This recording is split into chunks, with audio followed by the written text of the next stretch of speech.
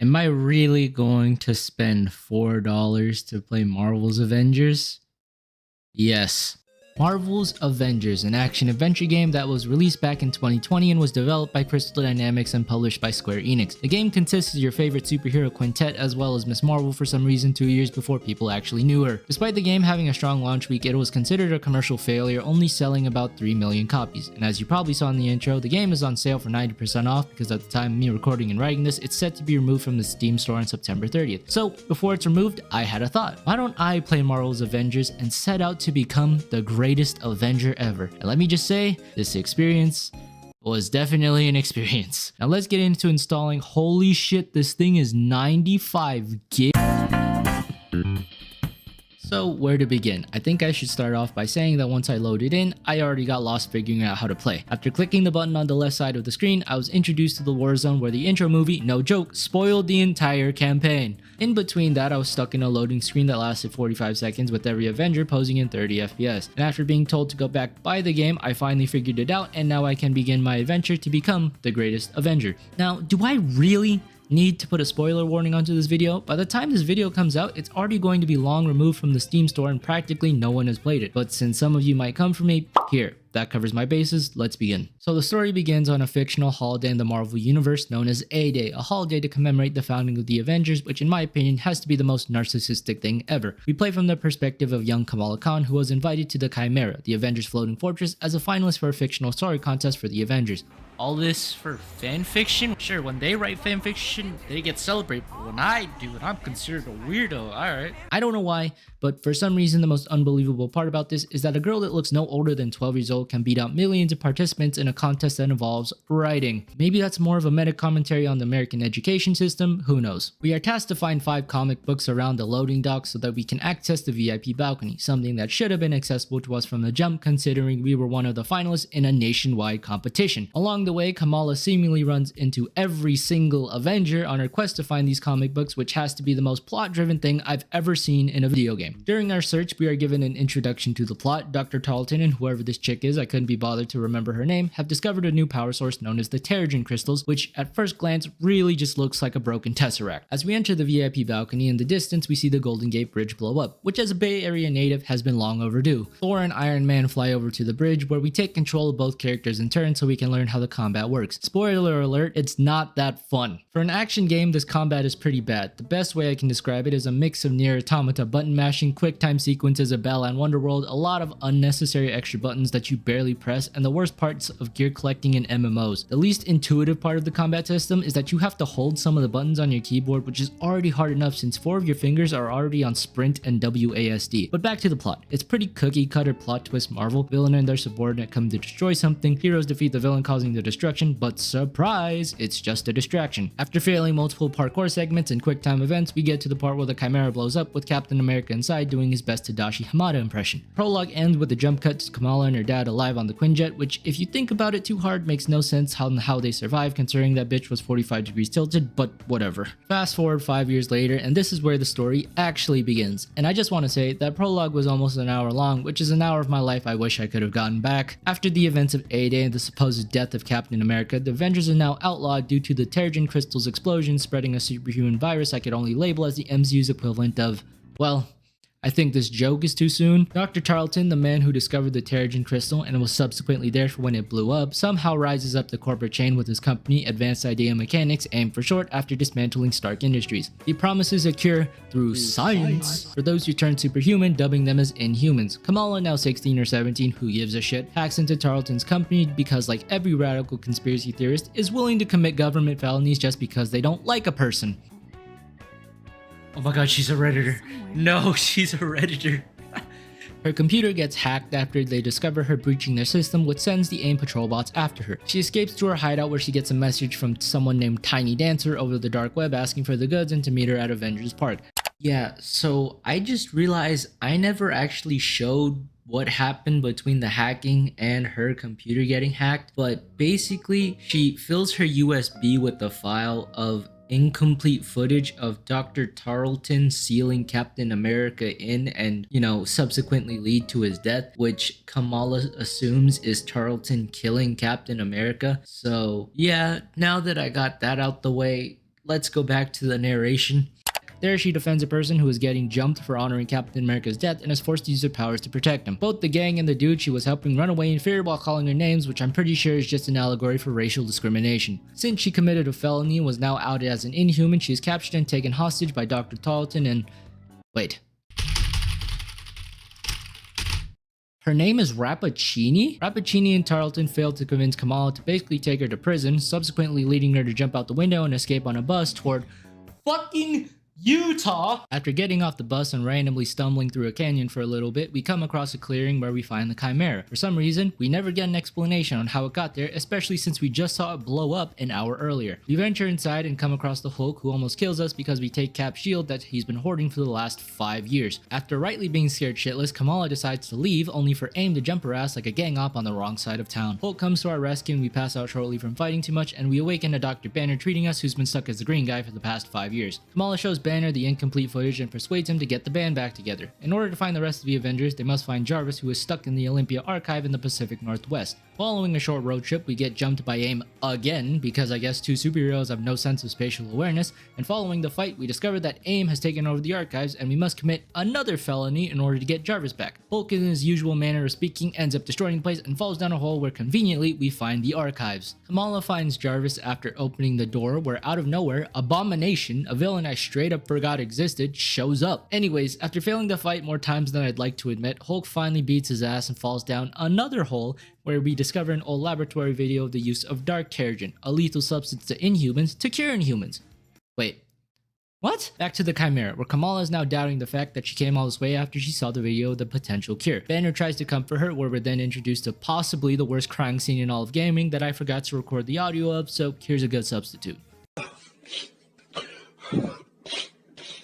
I just want to say, Kamala Khan, you are a criminal who just committed 2 felonies in the span of like a week. It's not like you have a choice to go back without being imprisoned or shot on sight. I know she can't hear me, but this game really pisses me off because she already does some other questionable shit later and then proceeds to be wishy-washy when the events have already occurred again. Okay, back to the story. Sorry. When Banner plugs in Jarvis, we come to find that in order to locate the other Avengers, Jarvis must have a fully working neural uplink which connects his system to the global database. Don't know what that is, but it sounds important. We contact Agent Hill, who says there is a secret bunker in Russia, and after a brief accident of spilling an energy drink all over my keyboard, that sucks, we set out for the Siberian tundra. We arrive at the location on the Quinjet in nothing but a t-shirt and jeans, and honestly, if I think about it too hard about how she can survive and use her elastic powers efficiently in below zero temperatures, I might pop a blood vessel. We run into even more AIM synthoids, and you know the drill. Run in, beat up some robots, and complete some arbitrary objective. We stumble across the woods for a little bit where we enter a clearing, which is where we find the hatch to the shield bunker. We enter the hatch, and inside there's a video message from Nick Fury that basically says, if you find this, he's dead. I mean, is that even a surprise? Like, come on. Okay, now we got the part, and Jarvis can finally locate Tony. But before he can do that, he introduces us to the Harm Room, an augmented reality space where we have to play through the tutorial for a 3rd time. Why? We finish the 3rd iteration of the tutorial, and Jarvis finally gives us the last known location of Stark, his parents' old estate of Golden Acres. Here we commit another crime of breaking and entering by teleporting through the front gate, where we find Tony living in an RV where he is not happy to see us. Bruce and Tony argue in front of Kamala, where we come to find Bruce was planning on ditching us because he hates kids? I don't know, it's not really clear at this point in the story. Kamala interjects them by showing Tony the USB, where they get another message from Tiny Dancer saying AIM is after them. At this point, AIM is really just that unhinged girlfriend you dated for a time in high school or college that you need to file a restraining order against. Tony goes into the mansion where he assembles a makeshift suit, and we get a cutscene of Charlton with a huge ass head controlling the robots. Once again, we do the same thing that we've been doing. Run in, beat up some robots, only this time we play as Iron Man, who in my opinion has to be the clunkiest Avenger to control out of all of them. Okay, now we go back to the Chimera where Tony needs a new suit. So what do? We infiltrate an AIM facility to steal the parts to make one. Wow, who would have thought? The mission starts by doing a Mario Party minigame, that meaning we fly forward and avoid some obstacles. We beat up some more robots, do a bit more flying, and find the dropship where we take it without any punishment. Since Tony and Banner have been spotted together and are both wanted criminals, Tony wants to get the Chimera up in the air, which requires the use of something called initiator cores. Tony, Banner, and Kamala split up where Iron Man takes the eastern seaboard and Hulk and Kamala explore the desert southwest. Stark breaks into a prominent AIM tower where underground they are experimenting with his arc reactor that's set to explode and level the city. You know, typical bad guy failing science stuff. Our objective of this mission is to not actually beat up a bunch of robots, but to destroy the power sources for the arc reactor. That's right, the robots are completely optional, but that doesn't mean they didn't swarm me and I ended up failing this mission more times than I'd like to admit. Since the initiator cores weren't there, Tony leaves to go back to the ship, and we now take over playing as Kamala and Bruce. We scour the desert only to be jumped by not just AIM, but also the Watchdogs, which are a radical terrorist organization that are convinced that Inhumans are a danger to society. You know, I'm not one to get political, but Kamala starts calling other Inhumans as her people starting at this point of the campaign, and the parallels to modern society are just unmatched. After almost losing to the Watchdogs, a portal opens up where we are told Hank Pym, you know, the Ant-Man, is waiting for us. We cross through the portal where we are introduced to the Ant Hill, an Inhuman sanctuary and the home of the resistance that Kamala has been searching for. Coincidentally, it's also the place that houses a ton of initiator cores that we've been searching the entire left side of the country for, but hey, potato tomato. Right? We're told to go meet with other resistance vendors to buy gear, and honestly, I prefer the MCU's Dr. Cho more. We're called to the war table where Dr. Pym wants us to find evidence of AIM conducting illegal experiments on Inhumans. We infiltrate a facility, finding a shield bunker in the process, beat up some more robots, and then we play a COD team deathmatch minigame for a few minutes. I couldn't tell you why. We return from the mission and Kamala finds an Inhuman that can throw fireballs. She notices he has a broken leg, and after a brief conversation she finds out that there's an Inhuman prison nearby that he escaped from, but his mom didn't make it out. The prison is set to move to a newer, more secure location in the next few days, so Kamala wants to break in and release all the Inhumans before they're transported away. She tries to convince Banner and Pym to help her in the breakout, to which Banner says to wait for Tony, who will be there in less than a day, but Kamala tells Banner she has no idea what it's like to be Inhuman. To the Hulk, and then runs off. Being the dumbass teenager she is, she sneaks out at night to attempt to break into a max security prison by herself, mind you. This is why I have such a problem with Kamala. If two geniuses who have much more experience in the field than she does tells her to just wait for the third genius to show up, guess what? I'm shutting my dumbass up because honestly, I have no idea what I'm doing. As you can guess, the breakout failed. She passes out trying to make herself bigger, pause, and wakes up strapped to an experimentation table. We overhear a conversation between Tarleton and Rappaccini that there hasn't been any progress on the cure and that AIM will be releasing a new line of synthoids known as Adaptoids that contain all the powers of the captured Inhumans. We then switch to the role of someone in a peacekeeper costume who turns out to be Black Widow. Messages Hank telling them that Kamala got kidnapped and she's going to go get her, and we begin our rescue mission. I'm glad we finally get to play as her. Black Widow is probably my favorite Avenger to play as just because her combat and abilities are so fluid and work together really well. So a couple of short parkour sections, beating up more robots, and Rappaccini gets in a Gundam suit and just comes for us herself. I'm going to interject saying that this is where the game gets more difficult just because the game rewards you for doing side quests and exploring the world outside the missions that, as you can guess, I have not done at all because I am really sick of playing this. Anyways, we beat up Rappaccini and take her for interrogation, free all the prisoners, and find Kamala, who once again is second guessing herself even though the prison around her is already destroyed. I'm going home. To Jersey. I don't know who I was kidding. No hero. Oh my god. Can you stop being wishy-washy for 5 seconds? Look, I get it. You fucked up. Got in over your head, but you just contributed to vandalism and destruction of property. Just get back on the fucking flying ship. You cannot go back to Jersey. Black Widow comes aboard and officially rejoins the Avengers, also revealing herself as the mysterious messenger Tiny Dancer. We interrogate Rappaccini on the whereabouts of her lab that houses the illegal experiments, where she says probably the most fucked up thing I've heard in a video game. Ebola, smallpox, polio, all fatal, if not for lab rats. Humans aren't sick, Monica. How do you justify that? After failing the interrogation, AIM forces ambush the Chimera, which I can only assume is because Rappaccini has some sort of device on her. The ship is supposed to have advanced cloaking tech, but not even a few hours after taking her prisoner does AIM decide to come up on our front door with the battering ram, but I'm too tired to even question all the plot holes at this point. Our perspective switches over to Kamala. I don't know why I'd rather play literally anyone else, and we're tasked with defending the server room, and the only way we could reach it is through parkouring through the guns on the outside. Naturally, I had to test this. Miss Khan, they just breached the control room. Please do hurry. I just died. We get into a little kerfuffle, dying a few more times, to which the game suggested I change the difficulty, and continue to angrily contemplate why I continue to play this dumpster fire of a video game. This is not fun at all.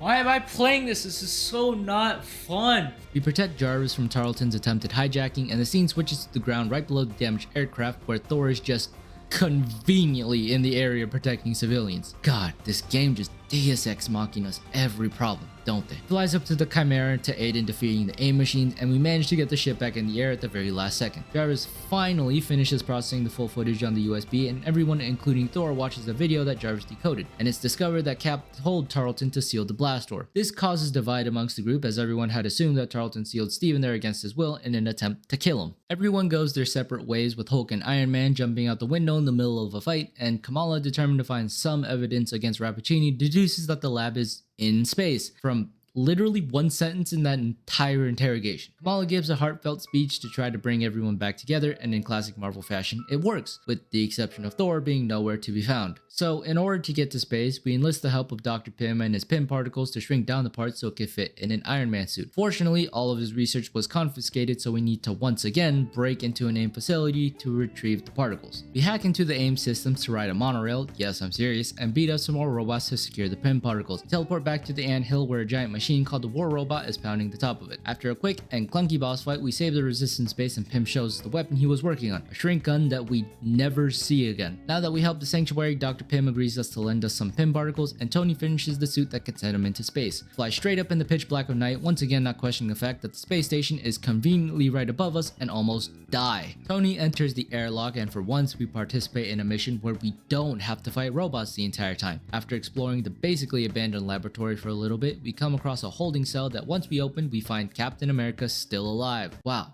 Totally did not see that coming. Tony and Cap have a bro moment, and once Cap is able to walk, we retrace our steps back to the entrance toward an escape pod. Rappaccini finds out what we're doing, and her solution is to just blow up the space station. What is AIM's deal with destroying their own work in hopes of taking the Avengers down with it? Tony has to hack the computer system, so we engage in a little fight sequence, and Cap's shield just appears out of nowhere. We then do a little parkour segment that is honestly my favorite part of the game, even though it's less than 5 minutes, and we escape in a damaged pod. While floating through the depths of space, Steve tells us there's something at the bottom of the bay, which is why he had to destroy the JJJreact, and just as they're about to meet their demise, Thor pulls up. Jesus Christ. We now cut to Tarleton and Rappaccini, where Tarleton finds out that he's only being kept alive thanks to Captain America's blood, and is justifiably angry at Monica because he basically has another man inside of him. Yes, I know what I said. In his anger, he injects Monica with their serum, causing her to spaz on the floor, and vows to rid the world of all superpowers, and then off himself because actually I don't know why he doesn't like superpowers. It's never really explained. So after we do a couple of side quests to gather materials for the final mission, taking a brief pit stop in Manhattan to save Inhumans from a giant sentient flying robot, I'm too tired to describe how long this took, we dress up in goofy costumes and go back to San Francisco to take down Tarleton, who now identifies himself as MODOK.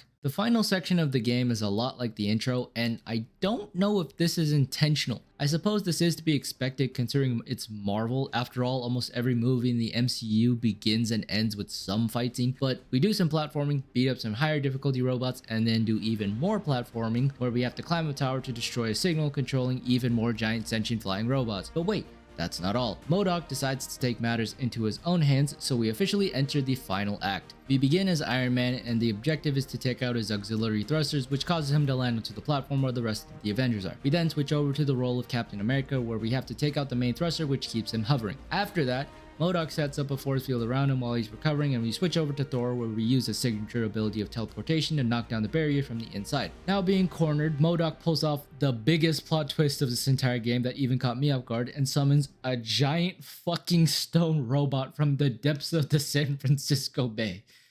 What? Now we switch over to Hulk to help Kamala from dying, and after ensuring her safety, we switch to Black Widow, who we play as in our final boss fight against MODOK. I'll be honest, this was laughably easy because all I did was shoot him with my guns. What I can only assume is him being sick of being pelted with bullets. MODOK enters the head of the giant stone robot. With all the other Avengers busy, Hulk tries to destroy it by taking out its eye first, only to fail miserably. Kamala jumps to his aid, finally doing something right for once and not doubting her actions, grows to the size of the robot for a final fight, kaiju style. I wish I could say this part was exciting, but this entire sequence was just a bunch of quick time events, with it ending in Kamala stabbing the robot in the chest with the Golden Gate Bridge. She passes out, which has gotta be the most beta way to defeat a villain, and we wake up on the Chimera. With AIM now gone, we are now able to go home where our father is waiting for us and allows us to keep being an Avenger despite not having any idea where we've been for what I can assume is at least a month. And with all that, that's how I became the greatest Avenger. Let me keep it real, this game sucked. I wish I could say something good about the gameplay because I am a Marvel fan, but the combat was awful, some of the Avengers are clunky at best, and the missions were way too repetitive. The more I played this game, the more I realized why this game flopped. It's not that fun and is way too grindy for a 4-player game. But thankfully, I never have to touch this garbage ever again. What? What do you mean there's more? There's DLC? Scroll right? Oh, what the fuck?